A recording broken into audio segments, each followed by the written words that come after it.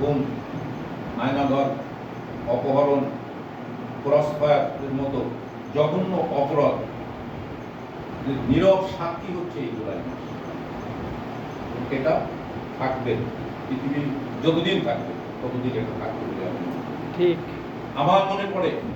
এই তো সেদিন রোকেয়া বিশ্ববিদ্যালয়ের সামনে সেই আবু সাইদ খুব হাত পেতে দিয়ে চালাও গুলি মিডিয়া, সোশ্যাল মিডিয়ায় যেন ভাসতেছে, আমার চোখে পড়তেছে যে ওই যে বুক পেতে দিয়েছে চালাও গুলি, আর সেই বুলেটের তাজা গুলিতে বেনান দেয়ার ঢুকে পড়লেন আবু সাইদ, ঢুকে পড়লেন খুলনা বিশ্ববিদ্যালয়ের ছাত্র।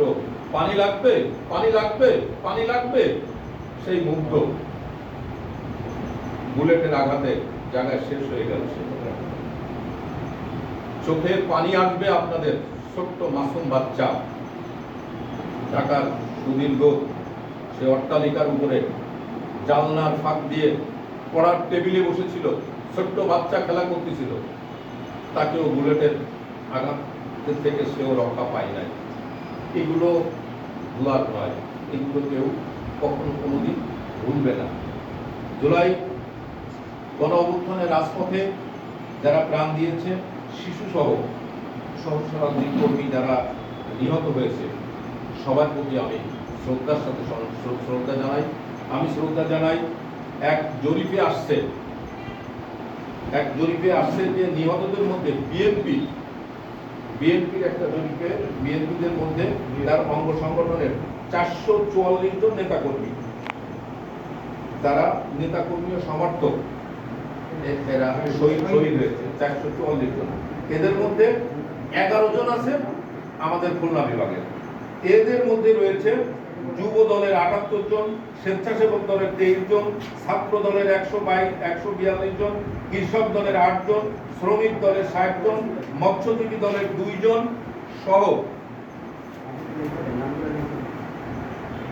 জাসাসের 1 জন, জেট যেটা টেক্সটাইল লিমিটেডের 3 জন, এছাড়াও ঢাকা বিভাগের 33 জন, রংপুর বিভাগের 4 জন, রাজশাহী বিভাগের 23 জন, বরিশাল বিভাগের 9 জন, চট্টগ্রাম বিভাগের 1 জন, ময়মনসিংহের 5 জন, ফরিদপুরে 1 জন, সিলেটের 7 জন ও কুমিল্লায় 19 জন। এরা সব, আর এছাড়াও হাসপাতালে অনেকে এখনো পর্যন্ত মারা যাচ্ছে এরা চিকিৎসাধীন অবস্থায়। আমি বলবো এই প্রতিটা গণহত্যার বিচার হওয়া আবশ্যক, বিচার হতে হবে।